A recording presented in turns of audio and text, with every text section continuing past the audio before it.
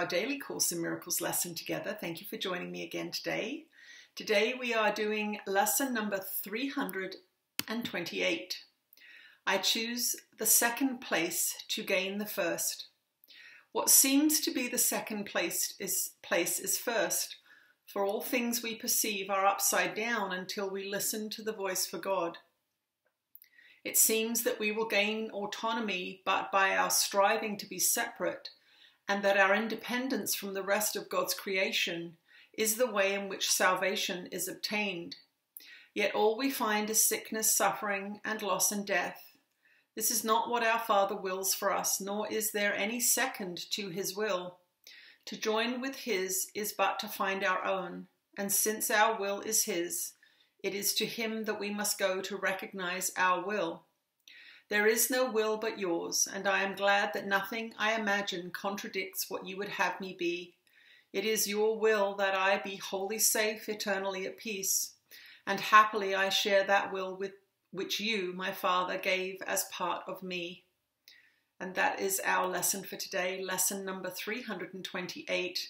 I choose the second place to gain the first. Let's see what Jesus has to say to us today.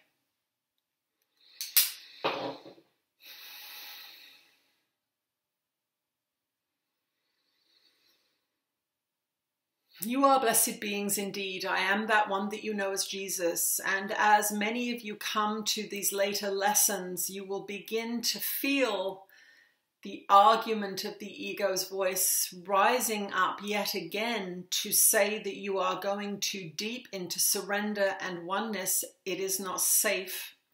You must remember that the ego mind has created, miscreated, manufactured this world as a demonstration of its belief in separation. That is why everything is individual here. That is why there are so many of you here. It is not a place that demonstrates union. It is a place that demonstrates separation. So you must remember that the entire structure of this world depends on separation to maintain the form that it has now.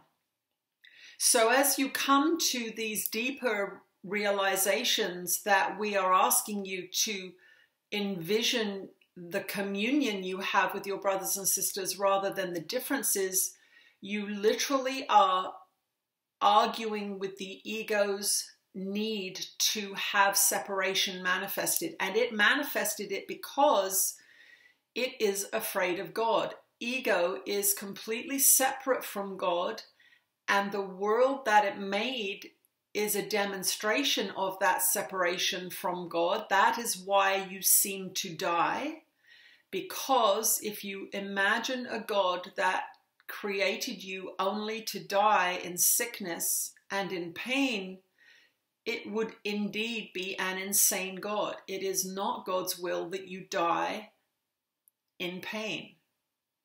It is the ego's desire that you die in pain and prove your abandonment by God. Because if nothing proves abandonment by God, then death and dying in pain and sickness does prove that you have been left and abandoned.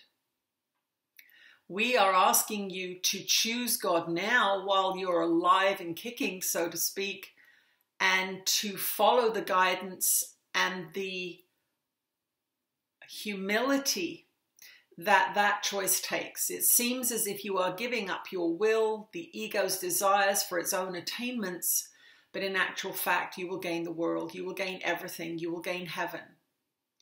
So be brave and surrender to the guidance that you are getting to forgive and to love rather than to attack and separate, which is what the ego will counsel you to do. You will seem to lose initially by the ego's definition, but over time you will create a happier and more loving, more generous and miracle-filled life.